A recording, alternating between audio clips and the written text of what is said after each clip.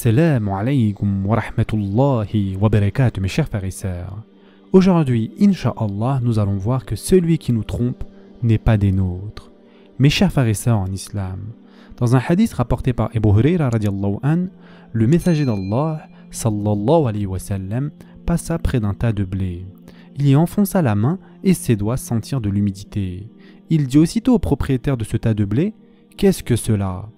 L'homme lui répondit, « Ô messager d'Allah, c'est la pluie qui l'a mouillé. » Le prophète sallallahu alayhi wa sallam lui dit, « Pourquoi ne l'as-tu pas mis sur le dessus afin que les gens puissent le voir? Celui qui trompe n'est pas des nôtres. » Dans une autre version de ce hadith, le prophète sallallahu alayhi wa sallam a dit, « Celui qui trompe n'est pas de moi, c'est-à-dire pas de ma communauté. Cela ne signifie pas que cette personne n'est plus musulmane, mais plutôt que son comportement n'est pas digne d'un membre de la communauté du prophète sallallahu alayhi wa sallam. » Et il y a une signification profonde dans la conclusion de cette déclaration du prophète sallallahu alayhi wa sallam.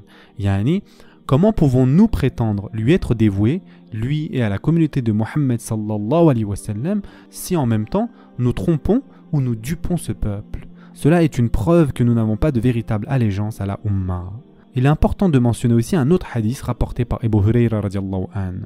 Le messager d'Allah sallallahu alayhi wa sallam a raconté l'histoire d'un homme qui vendait du vin. Il le diluait avec de l'eau afin de tromper les gens. Un jour, ce commerçant embarqua sur un bateau avec le groupe de voyageurs. Un singe s'empara de tout l'argent que l'homme avait gagné et grimpa sur le pont. Il se mit aussitôt à lancer les pièces, une sur le pont, une dans la mer, jusqu'à ce que l'argent soit réduit de moitié. Ce singe, dans ce récit, a été l'instrument d'Allah Azza wa Jal afin de purifier la richesse de cet homme, car il trompait les gens.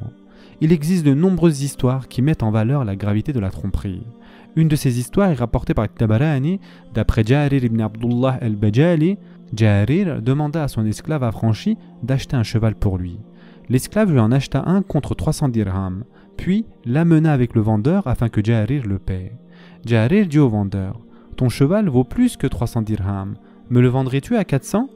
Le vendeur répondit, « Oui, ô Abu Abdullah. » Jarir reprit, « Ton cheval vaut plus que 400, me le vendrais-tu à 500 ?» Il continua ainsi d'augmenter le prix, le vendeur acceptant chaque fois, jusqu'à ce que le prix atteigne 800 dirhams.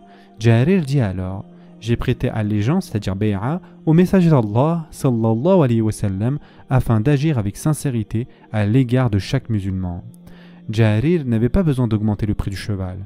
La transaction aurait été licite s'il l'avait acheté à 300 dirhams, ou s'il l'avait négocié légèrement afin d'en baisser le prix. Toutefois, le fait qu'il ait lui-même proposé d'en donner 500 de plus montre à quel point il prenait ce sujet au sérieux. Il est également pertinent de rapporter dans ce contexte 3 cas impliquant l'imam Abu Hanifa, car ils peuvent nous enseigner de précieuses leçons. Non seulement il est le fondateur de l'une des 4 principales écoles de jurisprudence, mais il était également connu comme l'un des marchands les plus riches et les plus honnêtes des marchés de Médine.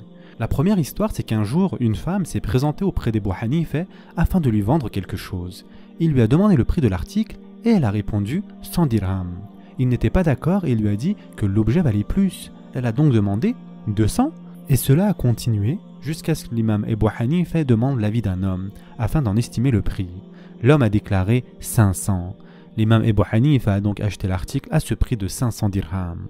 La deuxième histoire, mes chers frères et sœurs, c'est que l'imam Abu Hanifa a continué le commerce même après être devenu savant.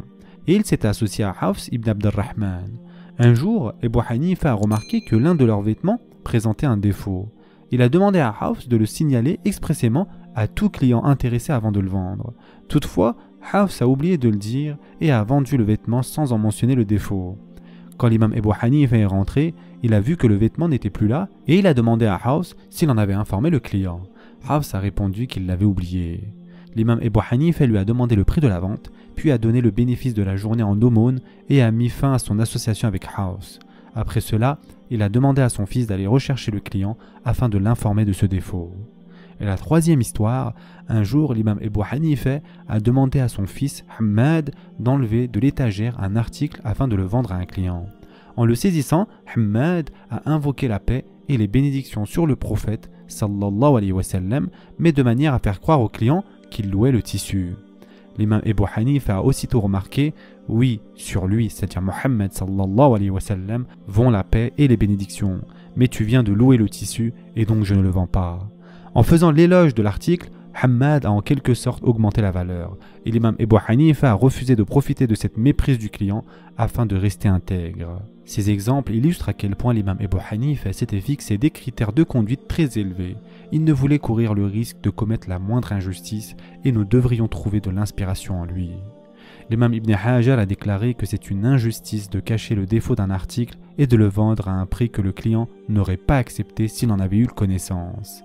Vendre des articles en dissimulant ses vices est donc une forme de tromperie. De plus, le prophète sallallahu alayhi wa sallam a mentionné dans un hadith que chaque traître portera une bannière le jour de la résurrection sur laquelle sera inscrit « Voici celui qui a trahi un tel ». La trahison est donc une forme de tromperie et c'est quelque chose que nous devons éviter car elle peut nous coûter le paradis. Comme le prophète sallallahu alayhi wa sallam l'a mentionné dans un autre hadith rapporté par Bukhari, Allah a dit « Je m'opposerai le jour de la résurrection à 3 types de personnes.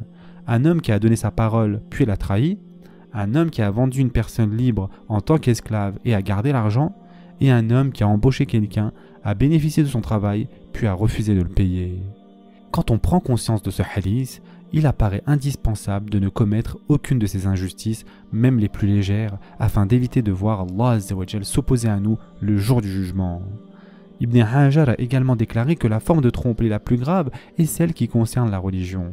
Cela peut paraître anodin, mais le simple fait de dire « Wallahi » sur quelque chose de faux est une forme de tromperie religieuse.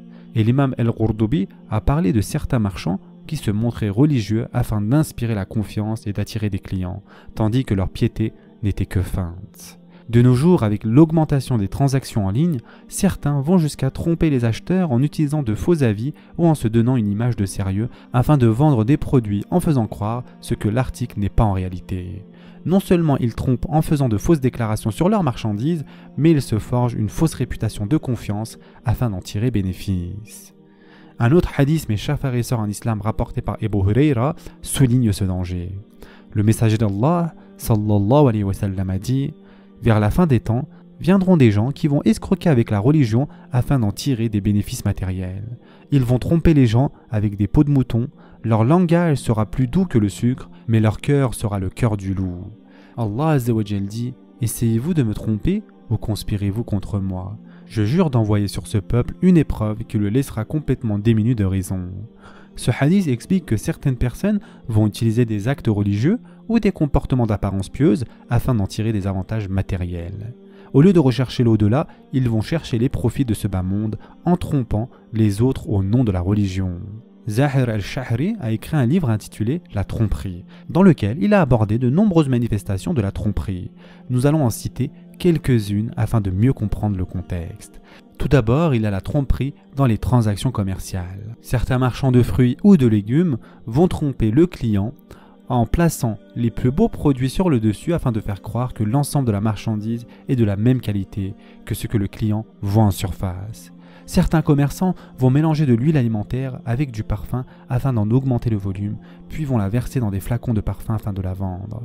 Certains vont vendre des articles reconditionnés en les faisant passer pour neufs. Certains garagistes vont trafiquer le compteur kilométrique d'une voiture afin de faire croire que le véhicule a peu roulé. Certains vont exagérer les qualités d'un produit en jurant par Allah Azza wa Jal que le produit est de bonne qualité, ce qui est faux, et vont invoquer de fausses raisons afin d'en assurer la vente. Le prophète sallallahu alayhi wa sallam a interdit toutes ces pratiques car la tromperie peut avec le temps devenir une habitude. Donner une fausse image de quelque chose consiste à tromper, que ce soit en ce qui concerne le vendeur lui-même ou le produit qu'il vend. Une fois que quelqu'un apprend à tromper, il trouvera de nouveaux moyens de le faire dans d'autres aspects de la vie, et pas seulement dans le commerce. En effet, il y a aussi la tromperie dans le mariage, comme par exemple cacher une maladie ou une infirmité lors d'une demande en mariage. Toutefois, cela n'inclut pas les actes commis dans le passé que quelqu'un a regretté, a cessé de commettre et s'en est repenti. On n'est pas obligé de les divulguer. Ensuite, il y a le fait de cacher des difficultés financières, des dettes ou une absence de revenus avant le mariage, dissimuler de telles circonstances afin d'influencer le choix de l'autre et de la tromperie. Certains tuteurs, comme le père de la jeune fille, négligent de se renseigner sur le prétendant. Ils ne vérifient pas son engagement religieux, son caractère, et ce sont leur propre famille, leur propre fille qu'ils trompent en laissant ce mariage se faire sans s'informer. Certaines personnes aussi savent que quelqu'un a été violent ou abusif avec son ancienne épouse et pourtant, lorsqu'on leur demande leur avis, ils le cachent. Le prophète sallallahu alayhi wa sallam a été honnête et a mis en garde certaines femmes contre le mariage avec certains hommes ayant de mauvais comportements. Cacher d'autres épouses ou se remarier en secret est de la tromperie. Le prophète sallallahu alayhi wa sallam a demandé que le mariage soit public afin que la communauté en soit informée. Cela garantit les droits des épouses et évite le secret, ce qui accroît la responsabilité de l'époux. Troisièmement, il y a la tromperie dans le conseil sincère, c'est-à-dire nasiha, ou l'avis juridique, c'est-à-dire la fatwa. Le prophète sallallahu alayhi wa sallam a dit « Celui qui émet une fatwa sans science, le péché repose sur lui ». Certaines personnes n'aiment pas admettre leur ignorance et vont donc donner une opinion trompeuse ou erronée, ce qui est une forme de tromperie. Donner délibérément un faux conseil est également une tromperie. Détourner quelqu'un aussi de quelque chose afin de servir ses propres intérêts est également de la tromperie. Le prophète sallallahu alayhi wa sallam a dit « Si un gouvernant chargé de musulmans meurt tandis qu'il les trompe, Allah lui interdira le paradis. » Bien que ce hadith s'applique d'abord aux dirigeants, chacun de nous a une forme d'autorité sur sa famille, ses amis, ses enfants, et ce cas doit nous inviter à réfléchir sur la relation que nous avons avec les autres. Quatrièmement, il y a la tromperie dans les candidatures professionnelles. Il est permis, mes chers frères et sœurs en islam, d'enjoliver légèrement ses qualités lorsque l'on postule, tant que l'exagération demeure dans la limite acceptable. Par contre, il est interdit de tomber dans le mensonge ou la tromperie, par exemple en donnant de faux diplômes, de fausses qualifications ou en se faisant passer pour quelqu'un que l'on n'est pas. Cette déviation apparaît par exemple lorsqu'on se présente comme quelqu'un de patient ou de serein afin d'obtenir le poste, tandis que ce sont des traits que l'on ne possède pas. Cela peut conduire à des conflits une fois embauché car le recruteur s'était fondé sur de fausses informations. Et les savants soulignent que la tromperie a 3 conséquences majeures. Tout d'abord, nous négligeons le regard d'Allah Azza wa Jal, nous croyons tromper les gens tandis que rien n'échappe à Allah Azza wa Jal. Cela dénote une faiblesse de la foi car le trompeur pense échapper au châtiment. Deuxièmement, nous portons préjudice aux autres en leur vendant des produits défectueux ou en donnant une fausse image de ce que nous sommes. Et troisièmement, nous étouffons l'honnêteté dans la société. Si la tromperie se répand, les honnêtes peineront à vivre de leurs activités, tandis que les trompeurs seront favorisés. Ainsi, le mensonge, la déception et la méfiance vont s'enraciner dans la société. Nous avons donc toutes les raisons de rester vigilants afin d'éviter de tomber dans la tromperie, quelle que soit la forme que celle-ci prend, et de vivre en accord avec les recommandations du prophète sallallahu alayhi wa sallam. Cela concerne toutes les relations, que ce soit avec des musulmans ou des non-musulmans. Il est interdit de tromper quelqu'un, de l'escroquer ou de le léser. Qu'Allah Azza wa Jal nous garde de paraître ce que nous ne sommes pas, de tromper ou de léser quelqu'un, et qu'il nous guide vers ce que le bien-aimé sallallahu alayhi wa sallam a demandé de faire.